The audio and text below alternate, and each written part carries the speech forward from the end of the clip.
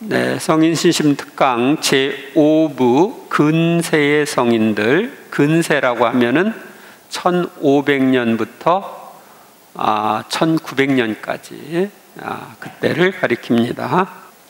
먼저 이제 27강의는 근세 수도회의 창설자들에 대해서 보도록 하겠습니다. 오늘은 근세의 수도회를 창설한 노열라의 성 이냐시오와 성 프란치스코 하비에르, 성 필립보 네리, 성 빈첸시오 드 폴, 성 프란치스코 살레시오, 성 알퐁소 리구오리, 성 요한 보스코에 대하여 알아보겠습니다. 제1장 로열라의 성 이냐시오, 1491년에 태어나서 1556년에 세상을 떠났습니다. 출생, 성 이냐시오는 1491년 10월 23일 오늘의 바스크에 해당하는 스페인 아스페이티아의 노열라 성에서 영주의 11번째로 막내 아들로 태어났습니다. 요즘에도 이렇게 아들, 딸을 많이 낳았으면 좋겠어요. 유아세를 받은 그는 오나의 성 에네코의 에스파냐 이름인 이니고로 세례를 받았는데 번역하면 나의 귀염둥이라는 뜻입니다. 막내니까. 7세 때 어머니를 여의고 마을 대장장이의 아내인 가리네 마리아에 의해 양육되었고 1506년 15세에 에스파냐의 왕실 재무상이자 친척인 후안 벨라스케스의 집에서 위탁 교육을 받으며 시종으로 봉사했습니다. 세상적 야망, 신앙심이 두터웠던 아버지 벨트랑은 이냐시오가 장차 커서 성직자가 되기를 원했으나 청년 시절의 이냐시오는 군사훈련과 자신의 명성을 쌓아올리는 일에만 관심을 두고 있었습니다. 이 시기에 그는 세상 영웅들의 무훈담에 깊이 침취해 있었습니다. 그는 후에 이때부터 자신이 방탕하고 무절제한 생활을 했다고 고백했습니다. 그는 명예를 얻으려는 열망에 사로잡혀 머리와 옷 등 외모에 관심을 기울이며 허영과 사치를 일삼았습니다. 후안 벨라스케스가 사망한 뒤인 1517년 성 이냐시오는 군대에 입대하였습니다. 회심의 계기, 성 이냐시오는 1521년 나바라의 팜플로나에서 프랑스군과 전투 중에 다리에 부상을 입었는데 이것이 인생의 중대한 전환점이 되었습니다. 성체를 점령한 프랑스군은 그를 치료해 주었을 뿐만 아니라 노열라 성에 있는 가족들에게 후송해 주었습니다. 성으로 돌아간 그는 몇 차례 외과 수술을 받았는데 당시에는 아직 마취제가 없었기 때문에 수술 시간은 그에게 매우 고통스러운 시간이었습니다. 부상으로 인한 치료를 마치고 회복기에 접어들자 무료한 시간을 달래기 위해 그는 평소 즐기던 낭만적인 기사 이야기를 실은 책을 읽고 싶어 했습니다. 하지만 성 안에 그러한 책이 없어서 가족들은 성인들의 삶이 기록된 황금전설이라는 책과 예수님의 삶이 기록된 그리스도의 생애라는 책을 가져다 주었습니다. 이냐시오는 작센의 루돌프가 40년에 걸쳐 완성한 그리스도의 생애라는 책을 통해서 많은 영향을 받았고 결국 그의 삶을 바꾸는 계기가 되었습니다. 그리스도의 생애는 예수님의 생애에 대한 내용을 담고 있으며 복음서의 기록과 교회 교부들의 저술과 가르침을 포함하고 있습니다. 이 책에서 누돌프는 예수님이 탄생할 당시 상황을 시각적으로 상상하게 하며 복음서에 등장하는 장면에 자신을 이입시키는 것을 독자들에게 권하고 있습니다. 이는 훗날 이냐시오가 영신수련을 위해 시작한 관상기도에 큰 영향을 주게 되었습니다. 이 관상기도는 상을 보는 걸 이야기하거든요. 그래서 이런 상을 보고 상상으로 오관을 활용해서 하는 묵상, 이것이 영신수련에 나오는데 이것의 영향이 이 누돌프가 쓴 책이었습니다. 회심. 성 이냐시오는 책을 읽어가면서 기사로서의 공상들은 자신을 황폐하게 만들고 아무런 만족도 주지 못하지만 성인들의 모범을 따르는 삶 속에서는 참된 기쁨과 평화가 있음을 깨닫게 되었습니다. 그리하여 앞으로는 성인들처럼 오직 그리스도를 위해서 자기 자신을 절제하는 육체적 노동의 삶을 살겠다고 결심했습니다.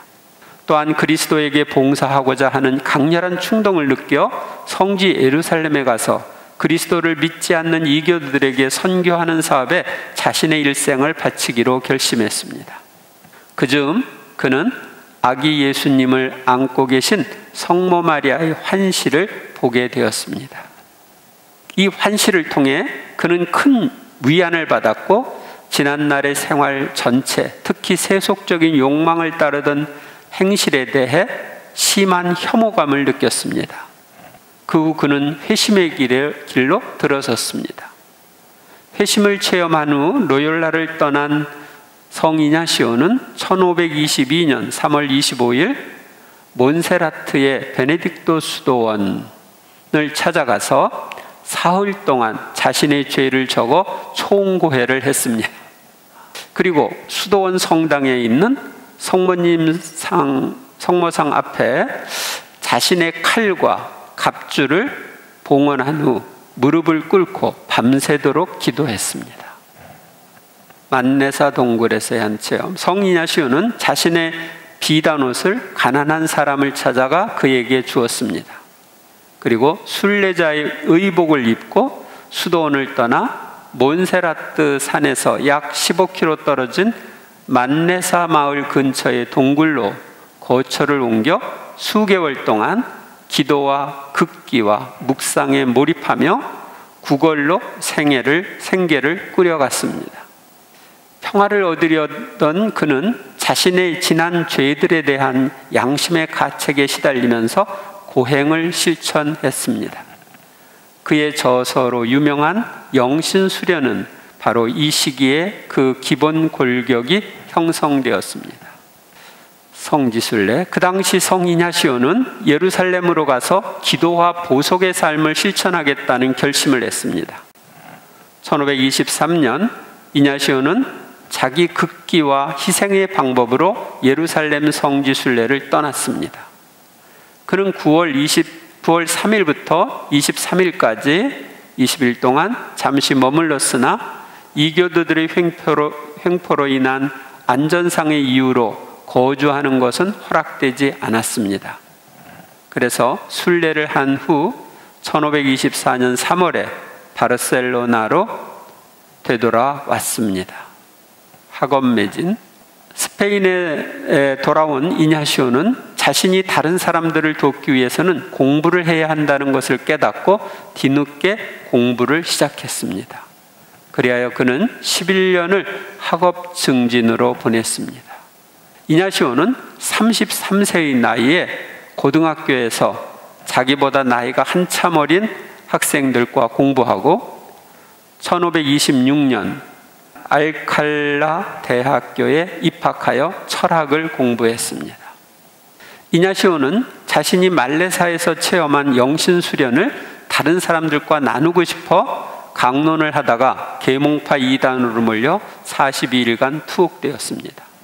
신앙에 대한 강론이나 영신수련을 하지 않는 조건으로 석방되어 1527년 말엽에 살라망카 대학교에 들어갔지만 그곳에서도 비슷한 혐의로 투옥되었습니다. 그래서 그는 1528년 6월 스페인을 떠나 프랑스로 가서 파리 대학교에 들어가 신학 공부를 하였으며 1534년 43세의 나이에 석사 학위를 받았습니다. 동지 규학과 예수의 창설. 성 이냐시오의 연학 시기는 수많은 시련도 있었지만 동시에 동료들을 규합하는 시기이기도 했습니다. 그는 자신과 뜻을 같이 하는 동료들을 파리에서 만났습니다.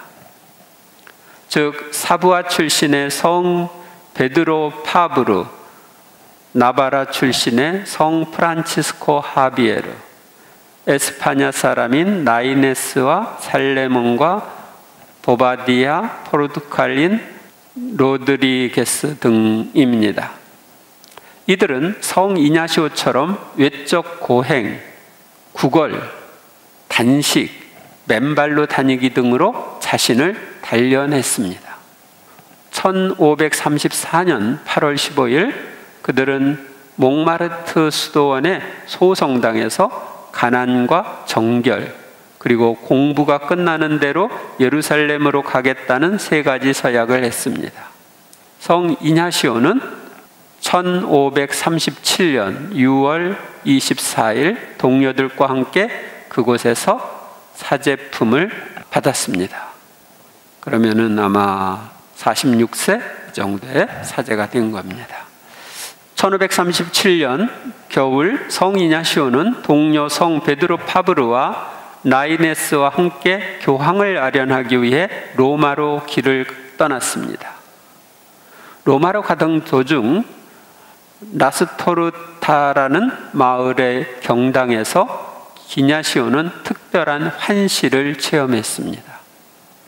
경당에서 그는 황홀한 탈원 상태에 빠져 성부와 그의 옆에 성자 예수님이 십자가를 짊어진 환시를 목격했습니다. 예수님은 이냐시오를 부드럽게 내려다보며 로마에서 너에게 은혜를 베풀겠다고 말씀하셨습니다. 이 특별한 환시를 체험한 후 이냐시오는 자신들의 단체를 예수님의 동반자, 즉 예수회로 부르자고 제안했습니다. 그래서 이제 예수회라는 수도회가 탄생을 하는 겁니다. 예수님이 이냐시오에게 한 말씀대로 로마에 도착하자 만사가 순조롭게 진행되었습니다. 이냐시오와 그의 일행은 당시 교황 바오로 3세에게 아련을 요청했는데 교황의 눈에 들어 쾌히 승낙을 얻고 열렬한 환영을 받았습니다. 그들은 자신들이 세울 수도회의 첫 회원을 교황에게 제출하여 인가해달라고 요청했습니다. 결국 회원에 대한 약간의 수정이 가해진 후 1540년 9월 27일 인가를 받았습니다. 이냐시오는 교황이 지시하면 무슨 일이든지 실천하며 어느 곳에라도 갈 수 있는 기동성과 융통성을 가진 준비된 마음으로 예수 그리스도의 군사가 될 것이라고 선언하였습니다. 이듬해인 1541년 4월 8일 이냐시오는 예수회의 초대 총장으로 선출되었으며 4월 22일에 그와 동료들은 로마의 성 바오로 대성전에서 장엄서원을 하였습니다. 이 장엄서원은 교황청에서 인정한 수도회에서 이제 하는 서원입니다. 예수회는 즉시 선교 지역으로 나갔고 수도원과 학교, 대학교, 신학교 등을 전 유럽에 세웠으며 교육과 지적인 분야에서 그들의 탁월한 능력을 드러내기 시작했습니다. 그 당시 성 이냐시오와 동료들이 세운 세 가지 목표는 교육에 힘쓰고 자주 성사를 받음으로써 교회를 개혁하고 선교지에서 폭넓은 활동을 전개하여 이단과 싸운다는 것이었습니다. 이것이 예수의 활동의 뿌리가 되었습니다. 그래서 오늘날도 예수회는 교육사업에 종사를 하죠. 우리나라에서는 서강대학교가 있죠. 성 이냐시오의 삶. 성 이냐시오는 영적 지도자로서 명성이 높았습니다. 1548년 이냐시오가 집필한 영신수련이 드디어 출간되었지만 조사 차원에서 잠시 로마 종교재판소에서 수거되었다가 대중에게 공개되었습니다. 이냐시오의 생활은 극히 검소하고 엄격했습니다. 수면 시간은 3시간에 불과했으며 많이 기도하고 고신극기하고 소박한 음식에 만족했습니다. 이처럼 자신에 대해서는 엄격했으나 다른 사람에 대해서는 매우 관대하며 온순하고 매우 사랑에 가득 찬 태도로 대했습니다. 그는 고행은 완덕에 있어 중요한 것이지만 건강을 해칠 정도로 가혹히 해서는 안 된다고 하였습니다. 그가 쓴 예수의 회칙은 1554년에 채택되었는데 군주정 내지는 군사체계와 흡사했습니다.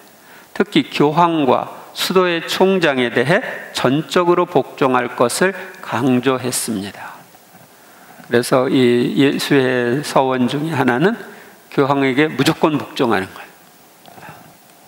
그의 개인 생활 원칙인 하느님의 더 큰 영광을 위하여는 예수회의 모토가 되었고, 예수회는 가톨릭 개혁의 주요 요소가 되었습니다.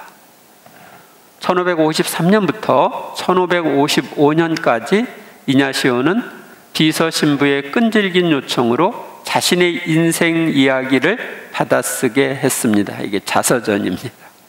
이 자서전은 그의 영신 수련을 이해하는 데 중요한 열쇠가 되었습니다. 자서전은 약 150년 동안 기록 보관소에 있다가 출판되어 세상에 공개되었습니다. 한국에도 출판되었습니다. 제가 읽어봤습니다. 사후 영광. 성 이냐시오는 1555년 여름 로마에서 열병에 걸려 7월 31일 64세로 세상을 떠났습니다. 그의 시신은 로마에 있는 한 성당에 안치되었다가 1568년 기존의 성당을 헐고 그 자리에 새로 건축한 예수의 성당으로 옮겨 모셨습니다. 성 이냐시오는 1609년 12월 3일 교황 바오로 5세에 의해 시복되었고 1622년 3월 12일 성 프란치스코 사베리오 등과 함께 교황 그레고리오 15세에 의해 성인 품에 올렸습니다. 이 프란치스코 사베리오는 하비에르를 얘기합니다. 옛날에는 사베리오라고 했고 요즘에는 하비에르라고 이렇게 부릅니다. 그는 1922년 교황 비오 11세에 의해 피정과 영성수련의 수호성인으로 선포되었습니다. 이 영신수련 과정 보통 30일 피정인데 앞뒤 좀 이렇게 40일 피정, 우리 한국에서도 많이 하고 있습니다. 축일은 7월 31일이고 상징은 IHS, 이것은 그리스어로 예수를 가리킵니다. 예수님, 예수스. 갑주, 십자가, 제의이며 군인, 만학도, 영신수련, 예수회, 피정의 수호성인입니다. 제2장 성 프란치스코 하비에르, 1506년에 태어나서 1552년에 세상을 떠났습니다. 40여 세 살으셨죠. 출생과 학업. 성 프란치스코 하비에르는 1506년 4월 7일 나바라 왕국, 지금의 에스파냐 바스크 지방의 수도 팜플로나에서 동쪽으로 52km 떨어진 하비에르 성에서 태어났습니다. 하비에르는 우리말로 새집이라는 뜻입니다. 이 하비에르 성은 이 성인이 태어나기 전에 600년 전부터 있었어요. 그의 아버지는 나바라 왕국의 재무장관이었고 어머니는 나바라 귀족 가문의 유일한 유산 상속녀이자 하비에르 성의 소유자였습니다. 하비에르가 5남매 중 막내로 태어났을 때 아버지는 이미 60세가 넘었습니다. 1512년 나바라 왕국을 침공한 연합왕국과의 전쟁 속에서 성인이 9살이던 1515년 아버지가 세상을 떠났고 가문은 몰락했습니다. 그의 하비에르는 미구엘 신부에게 프란치스코라는 이름으로 세례를 받았습니다. 9살 때 세례를 받은 거죠. 19살이 되던 1525년 하비에르는 파리로 떠났습니다. 몰락한 가문과 자신의 영광을 위해 당시 유럽 최고 대학인 프랑스 소르본 대학에 다녔습니다. 하비에르는 1529년부터 나중에 예수의 초기 회원이 된 프랑스 사부화 출신의 성 피에르 파브르와 방을 함께 썼습니다. 성 이냐시오를 통한 회심, 1529년 10월에 새로운 학생 이냐시오 데 로욜라가 그들과 같은 숙소를 사용하게 됐습니다. 하비에르는 이냐시오보다 15살이 어렸습니다. 파브르는 이냐시오에게 아리스토텔레스 철학을 가르쳐 주었고, 이냐시오는 파브르에게 영신사정에 대해 가르쳐 주었습니다. 파브르는 오래지 않아 다른 영혼을 구하자는 이냐시오의 열정에 공감했습니다. 그렇지만 하비에르는 다른 영혼들을 구하려는 이냐시오의 열정을 대수롭지 않게 여겼고, 다른 학생들을 회심시키는 것에도 냉소적이었습니다. 그러나 이제까지 무엇을 추구하며 살았는지 돌아보라는 이냐시오의 끈질긴 제안을 피할 수 없었습니다.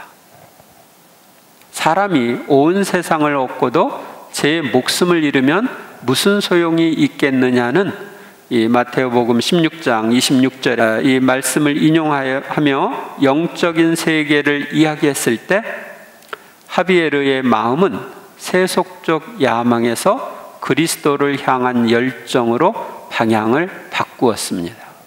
그러니까 온 세상을 다 얻어도 자기 목숨을 잃으면, 내 영혼을 구원하지 못하면 아무 소용이 없는 거죠.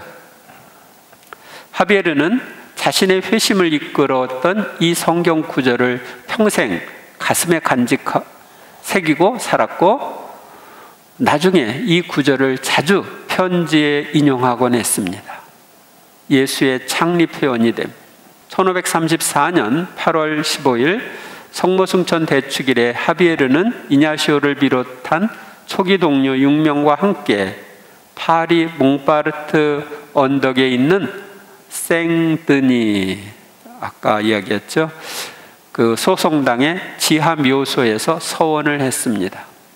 정결과 청빈을 서원하고 또 예루살렘으로 건너가 비신자들의 개종에 헌신하기로 서원했습니다. 영신수련 체험으로 하나가 된 초기 동료들 6명은 1537년 3월 교황에게 예루살렘 순례와 사제 서품을 청원했습니다. 이들의 청원이 받아들여져 1537년 6월 24일 하비에르는 이냐시오를 비롯한 4명의 동료와 함께 사제품을 받았습니다. 1538년 11월 말 이냐시오와 하비에르를 포함한 동료들은 예루살렘 성지 순례가 당장은 불가능하다고 판단하고 당분간 무엇을 할 것인가를 식별하기 위해 여러 차례 회의를 했습니다. 회의 내용은 5개의 장으로 요약됐고 나중에 예수회 기본법의 핵심이 되었습니다. 그러니까 무엇을 결정할 때 어떤 식으로 회의를 하고 결정하는지, 이것이 이제 담겨 있는 거예요. 교황의 승인을 받아 새로운 수도회를 창립하고 선교에 대해 교황에게 순명한다는 내용이었습니다. 1540년 9월 27일 바오로 3세 교황이 교서를 발표해 예수의 탄생을 승인했습니다. 예수의 첫 선교사 하비에르는 1540년에 예수 회원으로서 첫 번째 선교사로 임명되었습니다.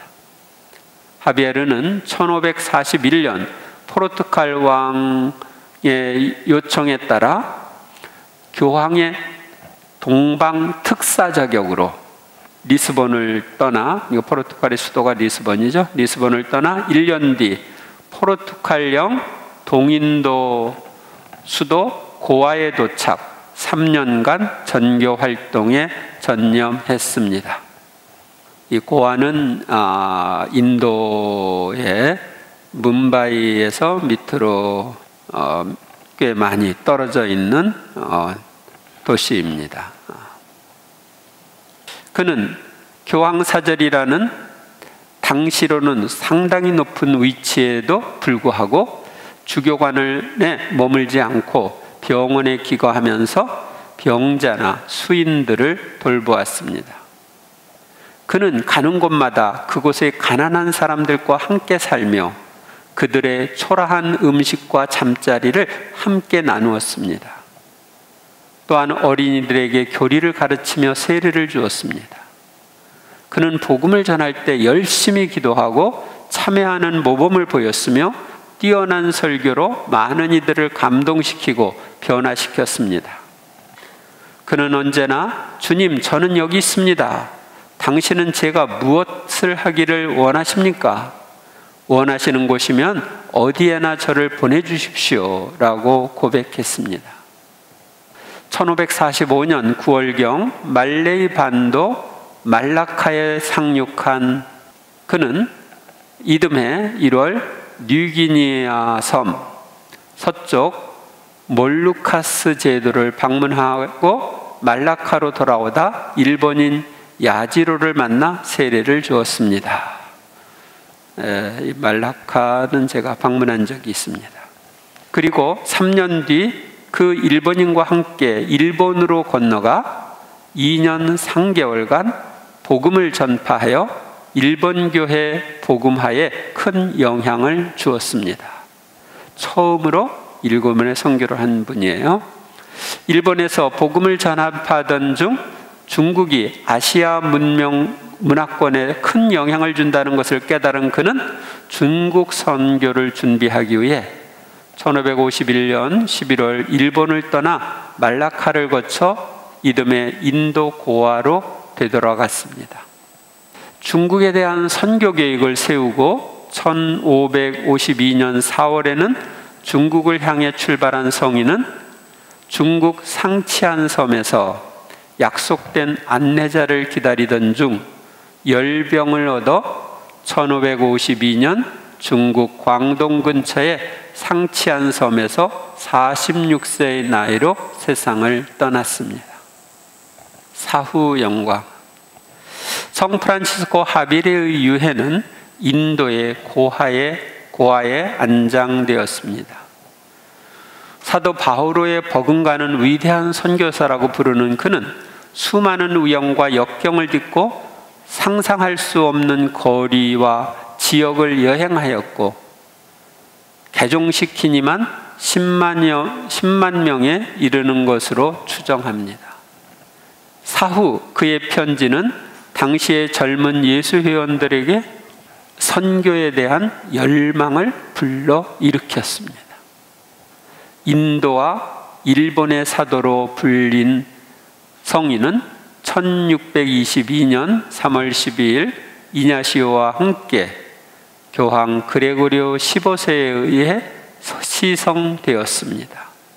성 프란치스코 하비에르는 희망봉부터 인도와 중국, 일본에 이르는 여러 나라의 수호 성인으로 불리고 있습니다. 1527년 비오 11세 교황은 리즈웨이 성녀 데레사와 프란치스코 하비에르를 가톨릭 선교의 수호 성인으로 선포했습니다. 축일은 12월 3일입니다. 제3장 성 필립보 네리 1515년에 태어나서 1595년에 세상을 떠났죠. 그러니까 한 80세까지 살았습니다. 출생과 교육. 이탈리아 중부 피렌체 태상인 성 필립보 네리는 공증인이자 귀족이었던 프란체스코와 그의 아내 누크레치아 다 모스치아노의 아들로 태어났습니다. 필립보 네리는 어렸을 때부터 검소하게 자랐으며 산 마르코의 도미니코 회원들로부터 교육을 받았습니다. 성 필립보 네리는 18세에 부유한 숙부의 사업을 돕기 위해 산 제르마노로 가서 아들이 없는 숙부의 신임과 사랑을 받았습니다. 그래서 나중에 재산까지 상속받을 예정이었습니다. 그는 인근에 있는 베네딕토해의 몬테카시노 수도원을 방문하면서 그곳 수사들의 가난한 삶을 보고 깊은 감명을 받았습니다. 그 필립보 네리는 성경의 부자 청년 이야기를 자주 묵상하고 신비 체험을 하면서 수도 생활을 하고자 했습니다.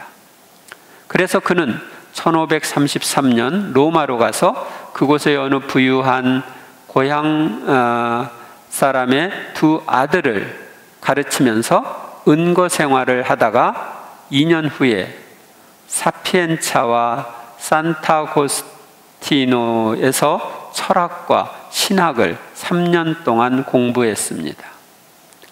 전교활동과 삼위일체 형제회 설립, 1538년부터 필리포 네리는 본격적인 전교활동을 하기 시작했습니다. 그는 길거리나 시당 바닥에서 로마인들에게 설교하기 시작했는데 로마 곳곳을 다니면서 한 그의 설교는 신앙생활이 극히 미온적이던 로마인들에게 큰 감동을 주었습니다. 1548년 성 필리포 네리는 자기의 고해 신부인 페르시아노 로사 신부와 함께 삼위일체 형제회를 설립했는데 이 공동체는 어려운 처지의 순례자들을 사목하기 위해 평신도들로 구성되었습니다. 이 공동체는 성 가롤로 보로메오가 시작한 40시간 동안 성체조배를 하는 신심을 전파했습니다. 40시간 성체 모시고서 성체조배하는 거예요. 우리는 몇 시간도 힘들다고 그러는데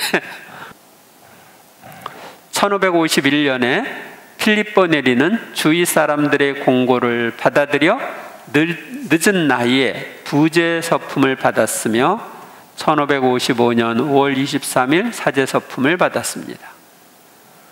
그는 사제품을 받자마자 고해 신부로서 널리 알려졌고 수많은 사람들이 몰려왔습니다. 그는 수많은 개종자를 얻었고 자신을 도와줄 사제들을 확보했습니다.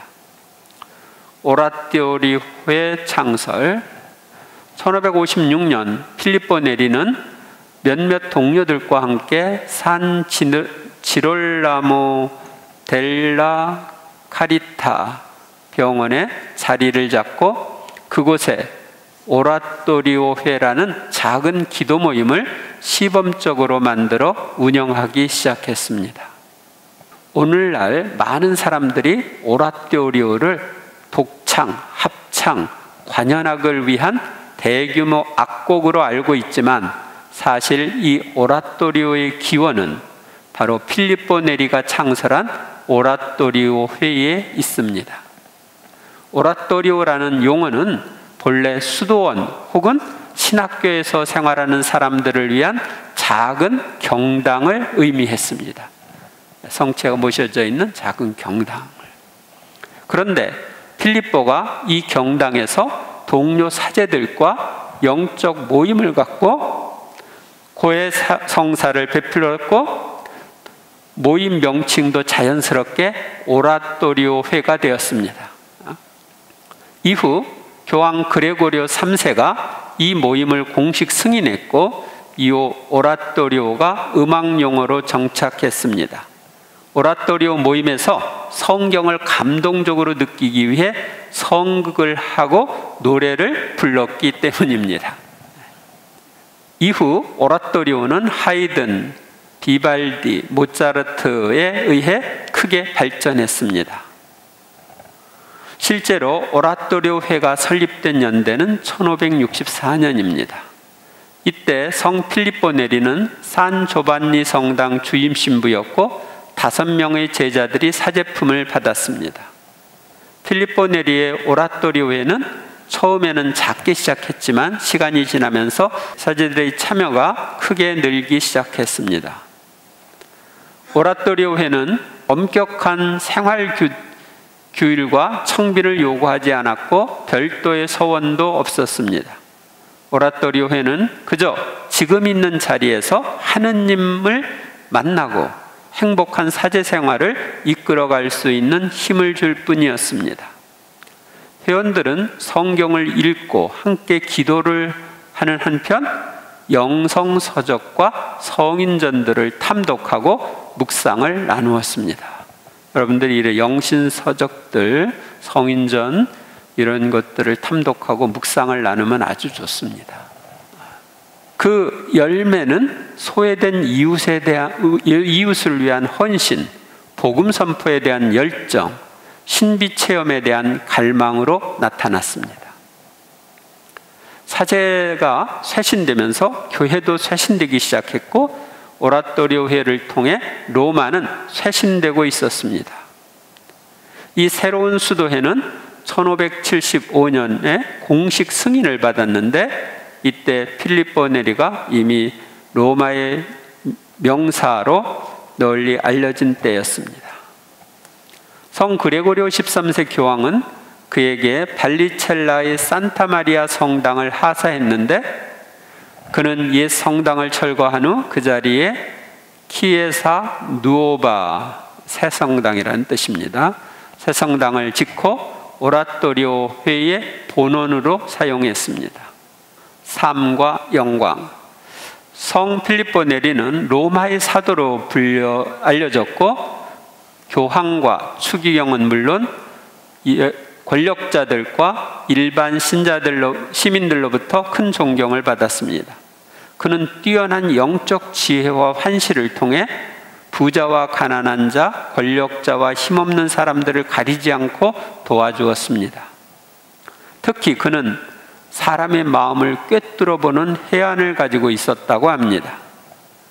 그는 탈원과 환시 같은 신비 체험을 여러 차례 경험했고 기적까지 행했으며 예언의 은사도 받았습니다. 이 필리포 네리가 까따꼼바라고 하는 옛날 지하 묘소에서 기도할 때 그 벽에서 불이 나왔대요.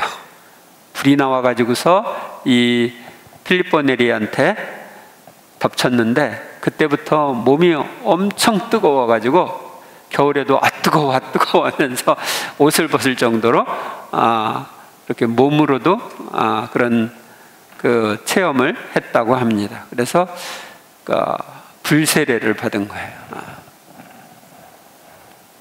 그래서 열정적으로 복음을 전했습니다. 1593년에 그는 건강상의 이유로 장상직을 내려놓았습니다. 1595년 5월 26일 지극히 거룩하신 그리스도의 성체 성혈 대축일에 불편한 몸으로도 불구하고 방문자를 맞이하고 고해 성사를 준 그는 그날 밤 건강 상태가 악화하여 주위에 모인 영적 아들들에게 십자가를 그어 축복한 후 선종했습니다. 죽는 날까지 고해 성사를 주고 일을 했어요. 저도 이랬으면 좋겠는데. 그의 유해는 로마의 키에사 누오바에 안치되어 공경을 받고 있습니다. 그는 1615년 5월 11일 교황 바오로 5세에 의해 시복되었고 1622년 3월 22일 교황 그레고리오 15세에 의해 성인 품에 올랐습니다. 제4장 성 빈센트 드 폴 1581년에 태어나서 1660년에 세상을 떠났으니까 이분도 한 80세 정도 살았죠. 출생과 사제품 빈첸시오 성인은 1580년 프랑스에서 가난한 농장주의 6자녀 중 셋째로 태어났습니다. 어릴 적부터 많은 식구를 위해 고생하는 부모를 도와 양을 치고 소와 돼지를 치는 일을 했습니다. 닥스의 프란치스코 수도에서 운영하는 학교에서 공부를 시작했고 문법과 라틴어에 특별한 재능을 보였습니다. 거기서 사도직과 사제 성소를 발견하고 수도회 삭발례를 받았습니다. 16살에 툴루즈에서 신학을 공부했고 1600년 19살에 사제품을 받았습니다. 재속사제로 있다가, 재속사제라는 것은 교구사제를 가리킵니다. 거룩한 성체 동반자회에 들어갔습니다. 1604년 학업을 마치고 이듬해 마르세유에서 나르본으로 배를 타고 가던 중 해적들에게 붙잡혀 튀니지에 노예로 팔려갔습니다. 그를 노예로 산 주인을 그리스도인으로 회개시키고 2년 후에 풀려나 프랑스로 돌아왔습니다. 사제생활 1609년 그는 프랑스 국왕 앙리 4세가 있는 파리 궁전의 전담 신부로 파견되었는데 과거 노예 생활 중에 겪은 고통을 잊지 않고 가난한 이들을 위해 자신의 수입을 나누곤 했습니다. 1610년 프랑스의 오라토리오 회를 설립하러 온 피에르 베릴 신부를 만난 성 빈첸시오 드 폴은 그의 영적 지도를 받으면서 자신의 사명을 깨닫게 되었습니다. 여기도 오라토리오가 나오고 나중에 또 다른 또 오라토리오도 있습니다. 1611년 빈첸시오 사제는 파리 근처의 클리시의 본당 신부로 임명받아 사목 활동을 하면서 신자들의 기도 생활에 감명을 받아 신부로서의 사명감을 재인식하게 되었습니다. 1613년 곤디 후작의 요청으로 그의 자녀들을 위한 가정교사가 됐고 1617년에는 그의 영지인 폴빌에서 일하는 소작인들의 사목자로 고용됐습니다. 여러 공동체 설립, 특히 가난한 사람들에 대한 배려를 잊지 않았던 빈첸시오 사제는 1617년 리옹 근처의 샤티옹의 본당 신부로 임명되었습니다. 그는 거기서 쫓겨나고 버려진 아이들을 돌보며 가난하고 병든 사람들을 돌볼 지속적인 봉사단체가 필요하다는 것을 깨닫고 가난한 이들을 위한 애덕회를 설립했습니다. 1618년 파리에서 제네바의 주교인 프란치스코 드 살, 이게 이제 프랑스어로는 그러고 우리가 나중에는 이제 프란치스코 살레시오라고 이렇게 할 겁니다. 드 살을 만난 빈첸시오는 그의 온유함과 겸손함에 큰 감명을 받아 그의 제자가 되었습니다. 그의 생애에 있어서 베릴 신부와 성 프란치스코 드 살 주교는 아주 중요한 영향을 미치게 되었습니다. 베릴 신부가 그에게 영적 생활을 가르쳤다면 프란치스코 드 살 주교는 그리스도를 닮은 모습을 증거하는 모범이 되었습니다. 파리에 방문 수도회를 설립한 프란치스코 드 살 주교는 이 수녀의 영적 지도를 빈첸시오에게 맡겼습니다. 성 빈첸시오는 폴빌에서 죽음을 앞둔 한 노인의 총고백을 들으며 가난한 이들의 영적 빈곤을 목격했고 농민들의 영적 상태를 개선하고자 1625년 농촌 사도직을 전문으로 하는 성직자 단체를 설립했습니다. 1625년 말 성 빈센트 드 폴은 남편과 사별한 후 가난한 이들을 위해 봉사하며 살던 성녀 루도비카 드 마리약을 만나 지도신부가 되었습니다. 그는 1629년부터 시골의 애덕회를 방문하고 격려하는 일을 그녀에게 맡겼습니다. 성 빈첸시오는 1632년부터 파리에서 성직자들을 위한 모임을 결성했고 30년 전쟁으로 고통받는 이들을 위한 구호 사업에도 헌신했습니다. 1633년 빈센시오는 성녀 루도비카 드 마리약의 친구가 된 상류층 부인들의 협조를 받아 애덕 부인회를 설립하였습니다. 그들은 매일 병원을 찾아 환자들을 돌보고 버림받은 아이들을 위한 고아원을 운영했습니다.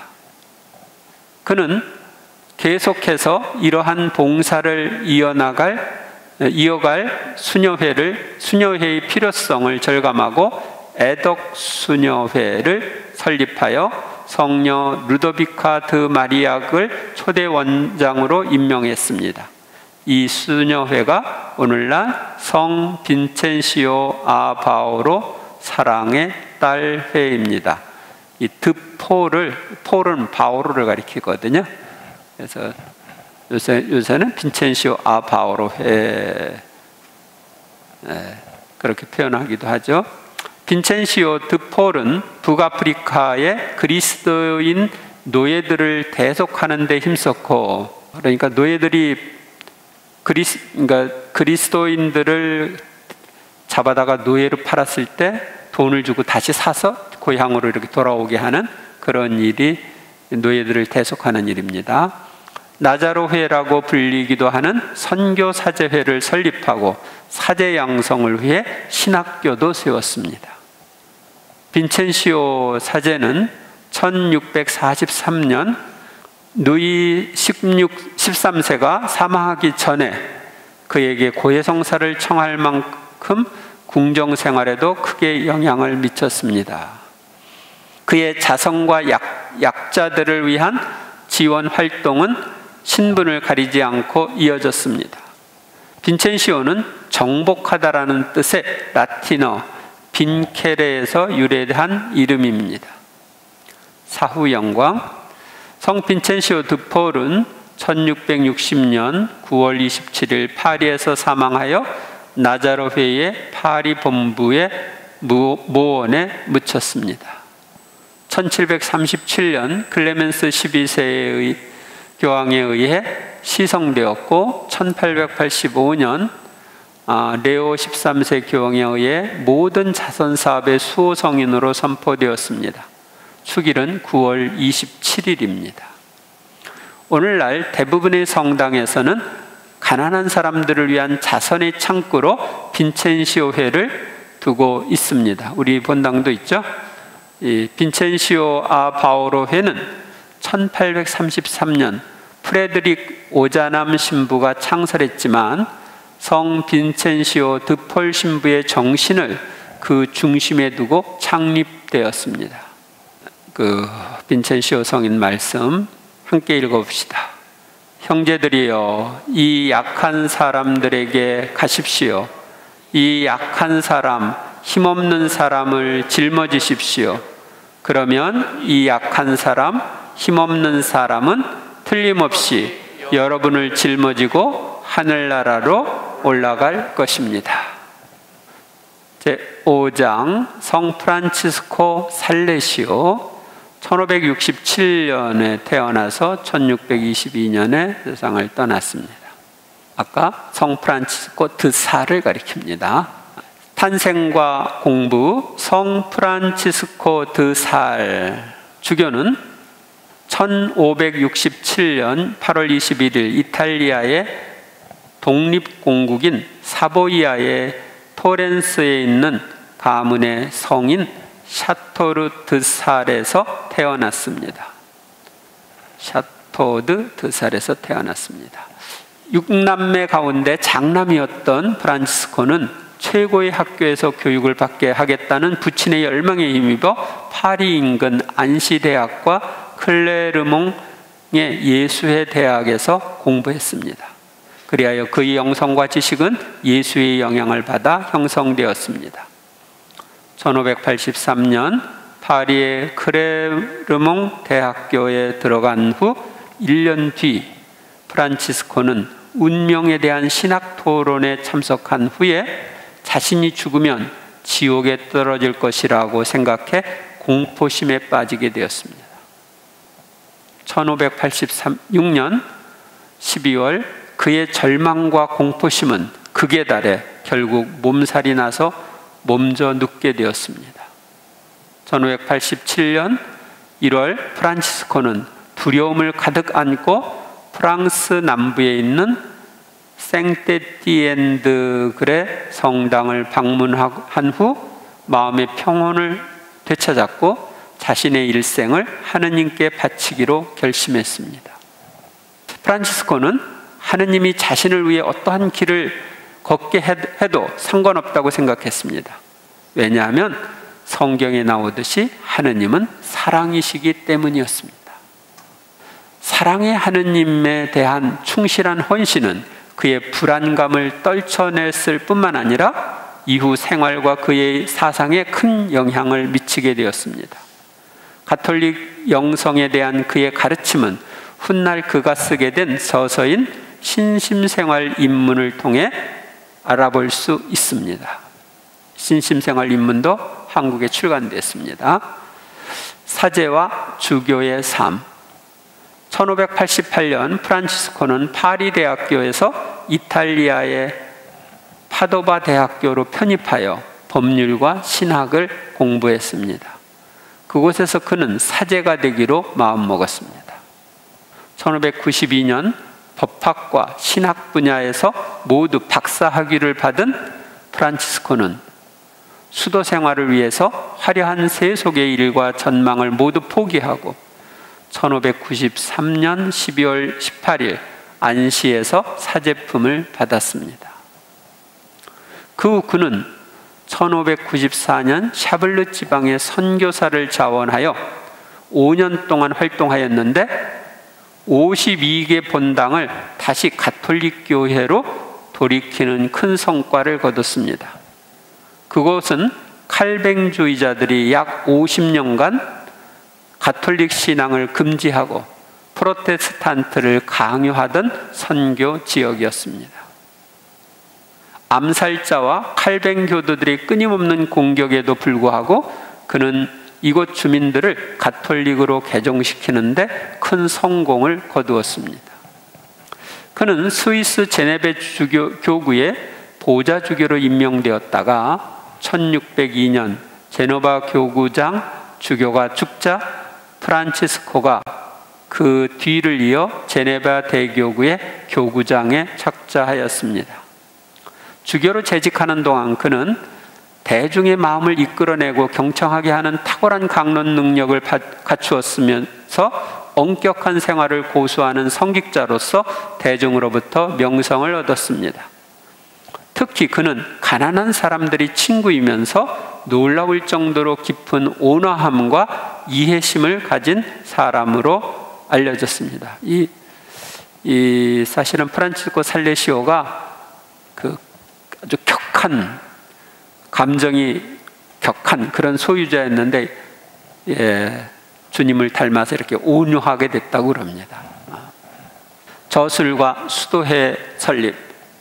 성 프란치스코 드 살의 우수한 자질은 그의 저서에 드러났습니다. 가장 유명한 책이 심심생활 입문인데 특별히 평신도들을 대상으로 쓴 책입니다. 이 신심생활 입문은 현재 준주 성범과 더불어 가톨릭 신자들에게 양대 권장 도서로 평가받고 있습니다. 또한 그는 높은 영성생활 지도를 담은 서간인 신해론을 쓰기도 했습니다. 이 신해론도 한국어로 번역되어 있습니다. 그는 프로테스탄트 종교개혁자에 대항하는 지도자들 중에서 가장 유명한 사람이 되었는데 그의 지혜와 지식을 따를 사람이 없었다고 합니다. 뛰어난 고해 신부이자 설교가인 그는 해박한 신학 지식과 이해심으로 만인의 신금을 울렸습니다. 그는 학교를 세우고 예비자를 가르쳤으며 자신의 교구를 훌륭하게 다스렸습니다. 1604년 그는 부르고뉴의 수도인 디종에서 유명한 강연을 하였는데 그때 4명의 어린 자녀를 둔 젊은 남장 미망인인 성녀 요한나 프란치스카 드 샹따를 처음 만나 그녀의 영적 지도자가 되었습니다. 이렇게 시작한 두 사람의 관계는 교회 역사상 가장 유명한 영적인 우정으로 자라났습니다. 그 후 1607년 성 프란치스코 드 살은 성녀 요한나 프란치스카 드 샹딸과 함께 기존 수도회의 육체적 엄격함을 견디기 어려운 젊은 여성들이나 미망인들을 위한 성모 마리아 방문 수도회를 설립하였습니다. 이 수도회는 병자들과 가난한 사람들을 돌보는 데 노력했습니다. 사후 영광. 그는 프랑스를 방문하고 돌아오는 길에 리옹에 있는 성모 마리아 방문 수도원의 작은 방에서 머물렀습니다. 이때 뇌혈혈을 일으켜 병자 성사와 고해 성사를 하고 하느님의 뜻이 이루어지소서 예수 내 하느님 나의 전부여 라고 기도한 후 그 다음 날인 1622년 12월 28일 숨을 거두었습니다. 그는 1662년 1월 8일 교황 알렉산데르 7세에 의해 성 베드로 대성전의 성당에서 시복되었는데, 이는 성 베드로 대성당에서 거행한 첫 번째 공식 시복식으로 기록되었습니다. 옛날에는 시복식을 교황청에서 하지 않고 그 지역에서 했습니다. 근데 이 성인만 처음으로 교황청에서 하게 된 거예요. 그리고 1665년 11월 19일 같은 교황에 의해 시성되었습니다. 성인은 1877년 11월 16일 교황 비오 9세에 의해 교회 학자로 선포되었으며, 1923년에는 교황 비오 11세에 의해 작가와 언론인의 수호성인으로 선포되었습니다. 성 프란치스코 살레시오의 유해는 프랑스 안시에 있는 성모 마리아 방문 대성당에 안장되었습니다. 성 프란치스코 살레시오의 유물을 보관하고 있는 순례지에서 여러 가지 기적 사례가 보고되고 있습니다. 그의 성유물 가운데 하나인 심장은 원래 리옹에서 보관하고 있었는데 프랑스 혁명을 피해 베네치아로 옮겨와 오늘날까지 이르고 있습니다. 사랑의 박사 성 프란치스코 살레시오 주교는 온 마음으로 하느님을 사랑하고 하느님의 선함에 자신을 온전히 내던졌던 생애를 살았습니다. 교회는 그의 축일을 1월 24일에 지내고 있습니다. 제6장 성 알퐁소 마리아 데 리구오리. 1696년에 태어나서 1787년에 세상을 떠났으니까 90이 넘게 사셨죠? 출생과 사제가 된 계기, 탄생. 성 알퐁소 마리아 데 리구오리는 1696년 9월 27일 이탈리아의 나폴리 근교 마리아넬라에서 주세페와 요한 카발리에리 사이의 7남매 중 마지로 태어났습니다. 그의 집안은 나폴리의 유서 깊은 귀족 가문이었습니다. 어린 시절부터 총명했던 성 알퐁소는 16세에 나폴리 대학교에서 법학 박사 학위를 받아 변호사가 되었습니다. 그 후 몇 년 동안 변호사로 일하면서 결코 패소하지 않는 변호사로 널리 알려졌습니다. 1723년 토스카나 대공과 어떤 공작 사이에 큰 돈이 걸린 소송이 벌어졌는데, 이 소송에 참여했던 성 알퐁소는 어떤 중요한 문서를 잘못 해석하고 서명한 사실로 패소했습니다. 처음 패소한 거예요. 이 사건의 충격으로 변호사를 그만둔 그는 1723년 8월 28일 불치병 환자들을 위한 병원을 찾아갔다가 세상을 버리고 나를 따라오라는 내면의 소리를 듣는 신비 체험을 하였습니다. 그래서 성 필립보 네리가 세운 오라토리오회에 입회하여 신학 공부를 시작했습니다. 그리고 1726년 12월 21일 30세의 나이에 사제 서품을 받았습니다. 30에 사제가 된 성인은 그 길을 원치 않은 아버지한테서 의절을 당하는 아픔을 겪었지만, 우연한 기회에 아들 강문을 들은 아버지가 회개의 눈물로써 아들과 화해하게 되었습니다. 구속주 해설. 알퐁소 리구오리는 젊은 신부로서 열정적인 사목 활동을 하였는데, 그의 강론은 신앙을 멀리하고 사회에서 소외되었던 사람들의 마음을 움직이는데 탁월한 효과를 보였습니다. 1730년 친구인 토마스 파코이아가 스칼라 지방에 있는 카스텔라마레 교구의 주교가 되자 성 알퐁소는 그곳으로 거처를 옮겼습니다. 그는 스칼라에서 수녀들의 피정을 지도할 때 마리아 첼레스테 수녀를 만났고 새로운 수도회에 대한 그녀의 환시를 확신하게 되었는데, 이것은 팔코이아 주교가 로마에서 경험한 환시와 일치했습니다. 그래서 1731년 마리아 첼레스타 수녀가 환시에서 받은 규칙을 따라 여자 구속조회를 설립했습니다. 성 알퐁소는 다음에 스칼라로 이주하여 1732년 11월 9일 가난한 사람들에게 가서 기쁜 소식을 전하라는 성경 말씀을 따라 팔코이아 주교, 파카노 신부와 다른 몇 사람들의 도움으로 남자 구속조회를 설립했습니다. 이 구속조회는 한국에 들어와 있습니다. 구속조회의 주목적은 도시의 슬럼가 및 빈민가 등지에서 사람들을 가르치고 설교하는 것이었습니다. 이 회는 공동생활을 하면서 예수 그리스도를 본받고 주님의 말씀 전파를 주된 목적으로 하는 성직 수도회입니다.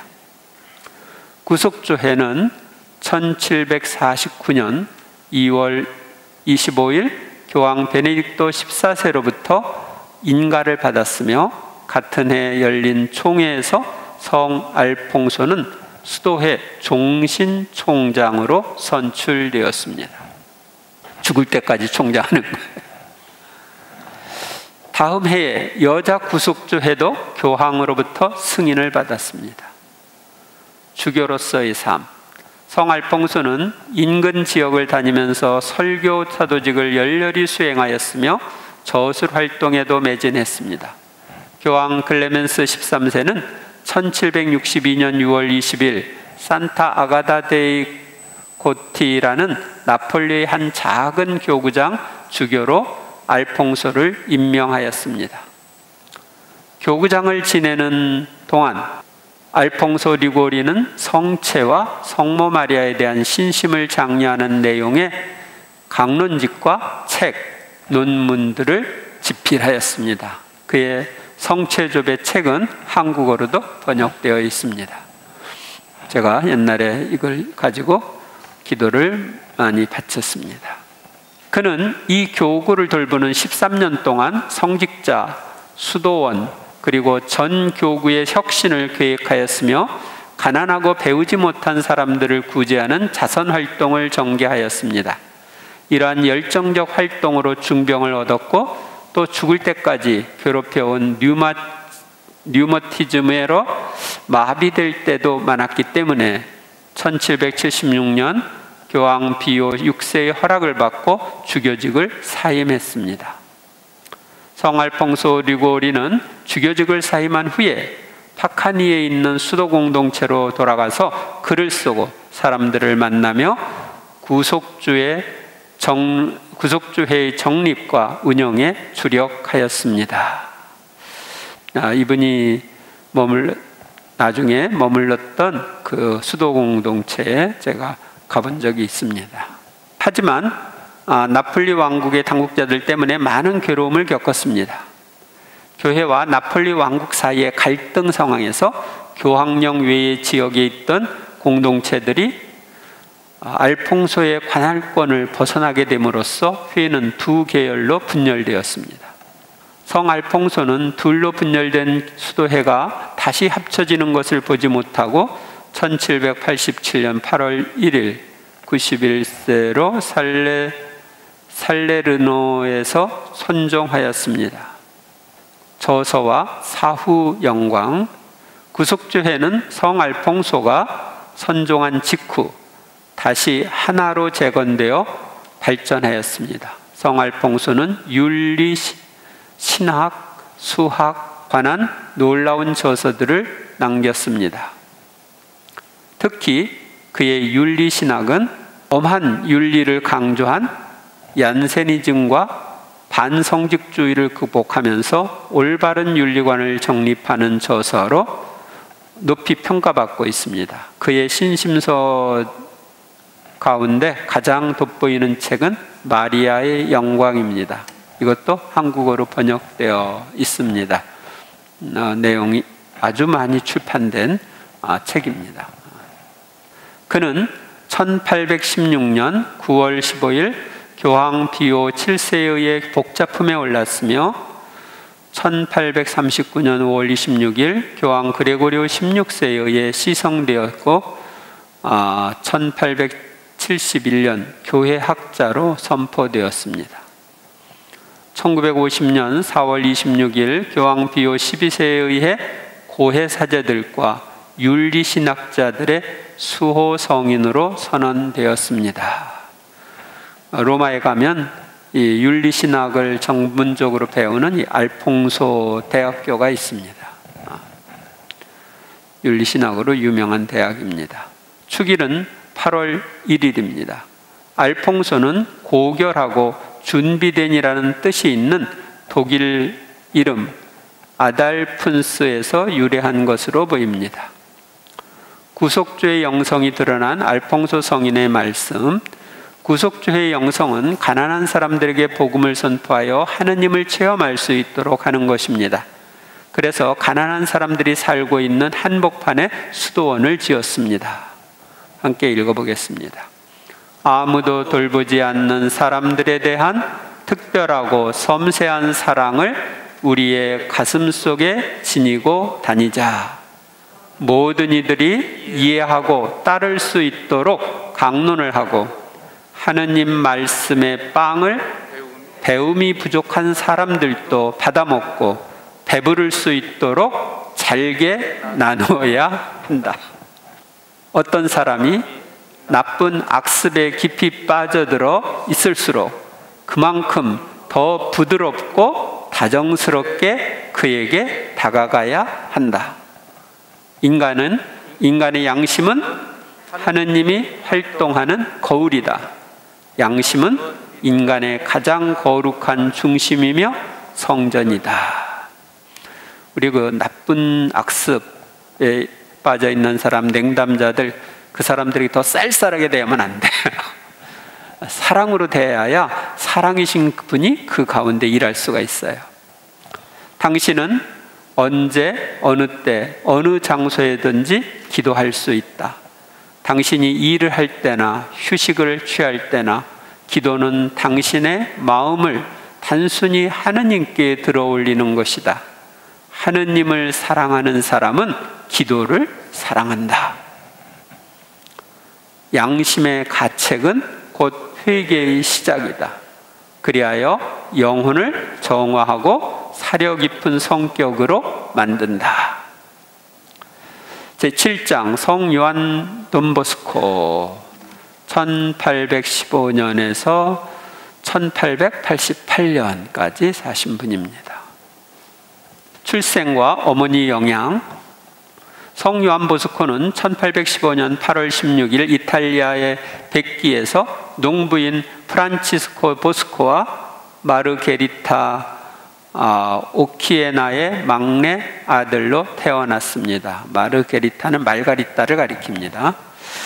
아버지는 그가 어렸을 때 폐렴으로 세상을 떠났기 때문에 아마 2살 정도 됐을 때 세상을 떠났어요. 두 형과 함께 홀어머니 밑에서 어렵게 생활했습니다. 마르게리타는 신앙심이 매우 깊은 어머니였고 요한이 신앙적으로 건강하게 성장하는데 크게 기여했습니다. 마르게리타는 항상 기도를 생활화했으며 그래서 나중에 돈보스코도 기도를 생활화하게 됩니다.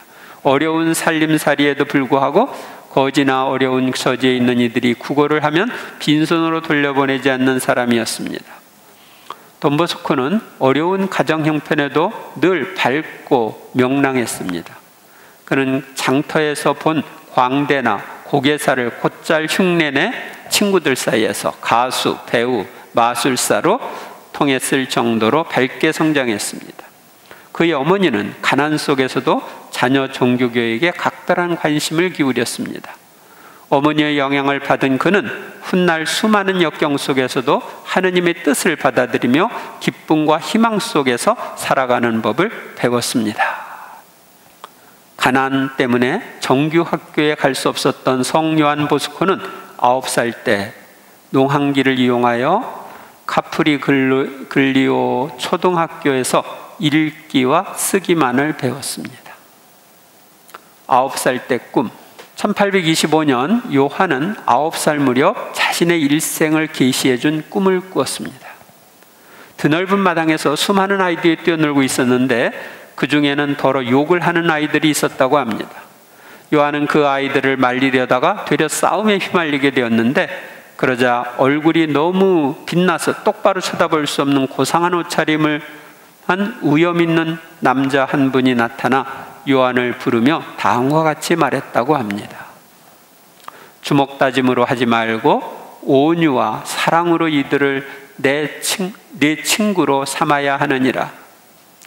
바로 이 일이 불가능하게 여겨지기 때문에 너는 순명과 지식의 연마로서 이것을 가능하게 만들어야 하느니라.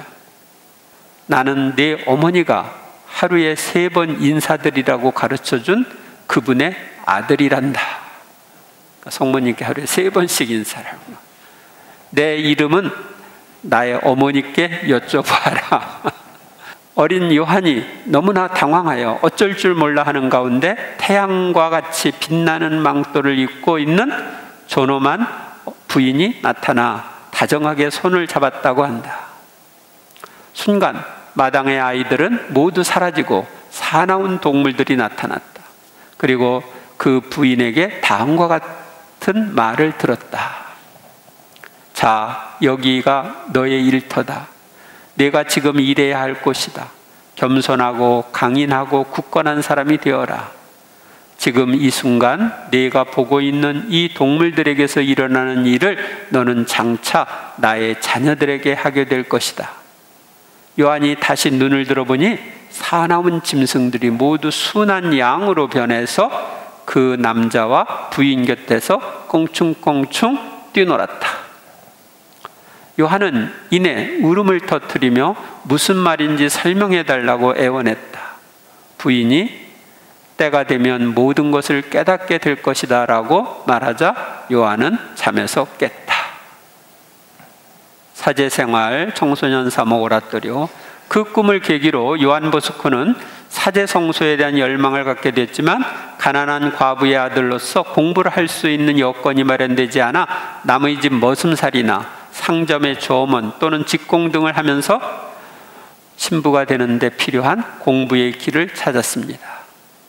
남들보다 늦게 공부한 탓에 그는 26세가 되던 1841년 토리노 교구의 사제로 소품됩니다. 사제가 된 요한 보스코 신부가 가장 먼저 한 일은 소년원에 수감되어 있는 소년 죄수들을 찾아보는 것이었습니다. 당시 이탈리아 사회는 공업화가 한창 진행되고 있었으므로 시골에서 일자리를 찾아 도시로 몰려드는 청소년들로 인한 많은 혼란이 있었습니다. 도시에 안정된 거처를 마련하지 못한 시골 출신의 젊은이들은 쉽게 범죄의 상황에 빠져들게 되었고 교도소는 항상 넘쳐나고 있었습니다.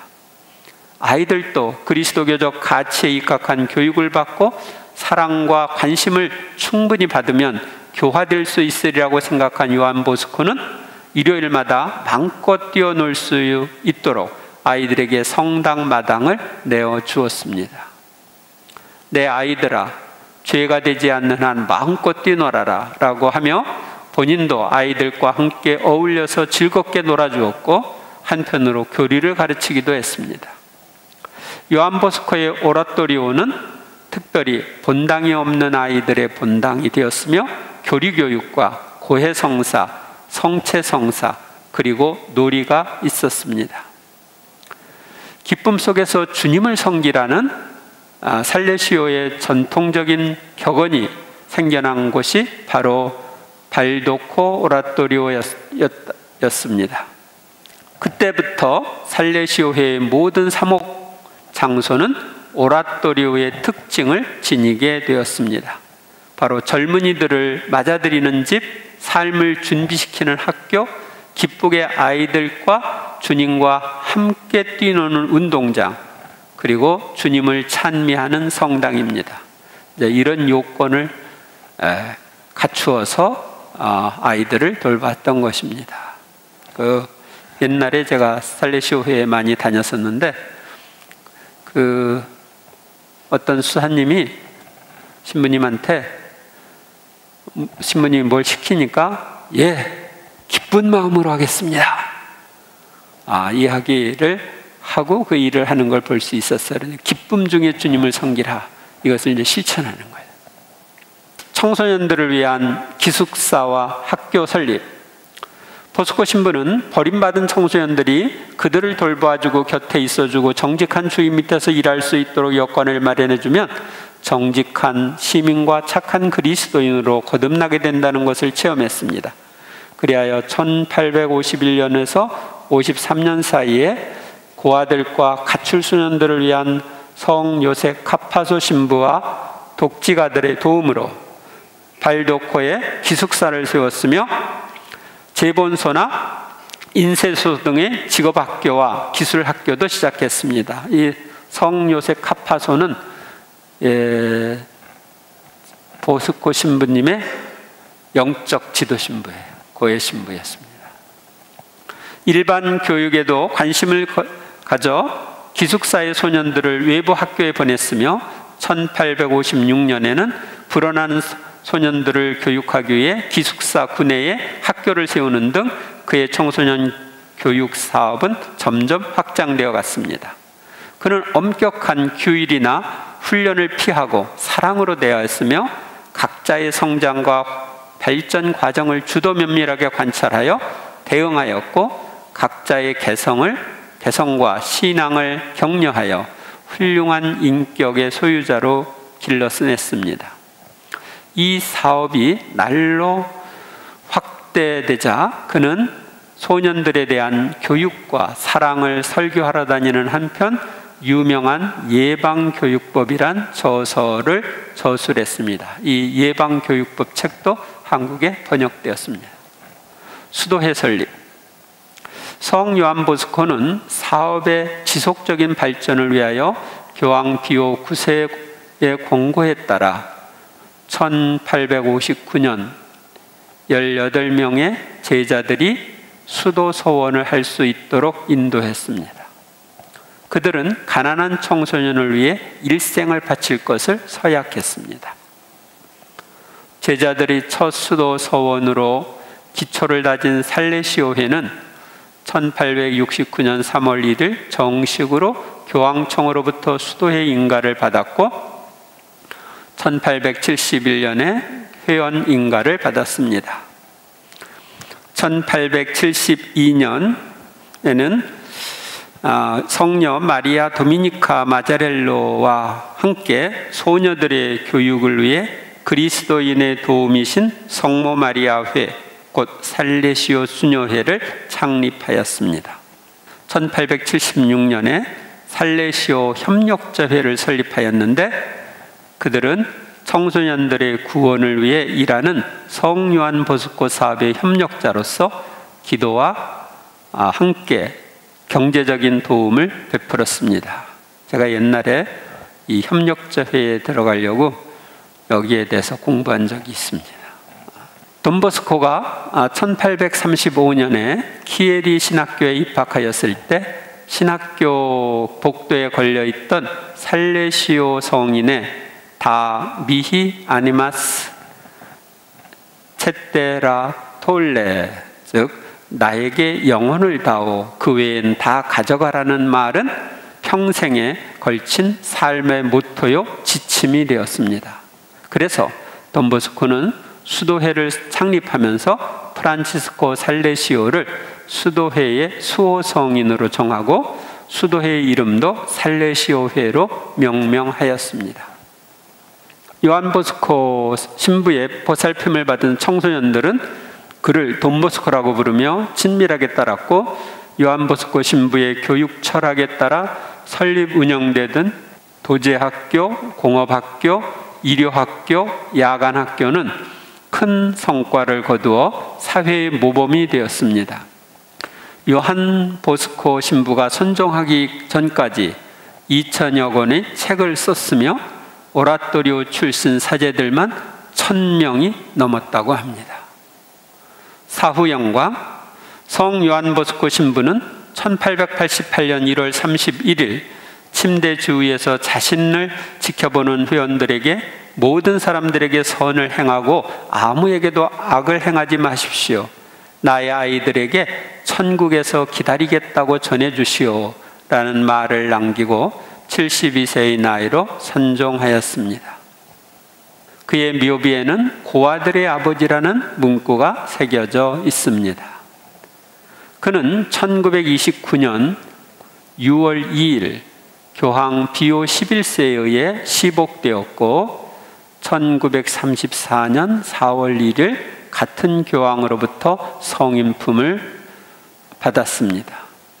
젊은이들의 스승이자 신부로서 돈보스코, 도는 이제 존칭으로 신부님 이런 뜻이에요. 교육자, 편집자, 청년, 청소년, 출판업자, 마술사의 수호 성인입니다. 성 요한 돈보스코의 어록. 돈보스코는 시대를 앞서 산 성인이었습니다. 그는 성화의 길이 그렇게 어려운 것이 아니라는 것을 자주 강조했습니다. 실제로 수많은 그의 청소년들과 제자들이 돈보스코가 제시한 아주 쉬운 방법을 통해 성덕의 길로 나갔습니다. 돈보스코에게는 이제 겨우 12살, 13살 된 자신의 청소년들에게 이렇게 말하곤 했습니다. 얘야, 너는 성인이 될 수 있단다. 깜짝 놀라 반문하는 청소년들에게 돈보스코는 이렇게 대답했습니다. 얘야, 성인이 되는 길은 결코 어려운 일이 아니란다. 하루하루 기쁘게 사는 것, 내가 날마다 주어지는 일과를 충실히 행하는 것, 정성껏 미사에 참석하는 것, 고해성사를 잘 준비하는 것, 그것만으로도 너는 충분히 성인이 될 수 있단다. 그래서 이 말씀에 따라서 열심히 살아가지고 14살에 세상을 떠난 성 도미니코 사비오가 있습니다. 성 도미니코 사비오는 성인이 됐어요. 그래서 제가 옛날에 고등학교 때 이 성인을 아주 좋아했습니다. 그래서 이 도미니코 사비오를 본받고자 하는 사비오 클럽을 만들기도 했습니다. 그러면 성인의 말씀을 보겠습니다. 가난한 청소년들을 위해 나의 마지막 숨까지 다 바치겠다. 읽어보세요. 청소년들은 젊다는 이유 하나만으로 사랑받기에 충분합니다. 한 청소년의 영혼을 구하기 위해서라면 악마에게도 절할 용의가 있다. 청소년들의 영혼 구원을 위한 일이 아니라면 단 한 발자국도 움직이지 않겠다. 한 살레시오 회원이 영혼을 위하여 일하다가 그때 우리 수도회는 큰 영광을 이룰 것이다. 그때 우리 살레시오회 위에는 하늘에서 풍성한 축복이 내릴 것이다. 살레시오 회는 지금 세계적으로 많이 퍼져 있는데 2014년에 133개국에서 퍼져서 일을 하고 있습니다. 지금은 조금 더 있을지 모르겠어요. 그리고 이 살레시오 수도회는 우리 가톨릭교회 3대 수도회 중에 하나예요. 그러니까 남자 수도회들 중에 제일 큰 게 예수회, 그 다음이 프란치스코회, 그 다음이 살레시오회입니다. 늦게 출발했지만 회원이 많은 것은 하나님의 특별한 축복이죠. 여자 수녀회도 아주 많은데 그 중에서 제일 수도자가 많은 수도회가 살레시오 수녀회입니다. 기적과 일화. 오라티오리오는 그의 생애 동안 풍족했던 적이 별로 없었고 운영은 항상 적자로 허덕이거나 빠듯하곤 했다.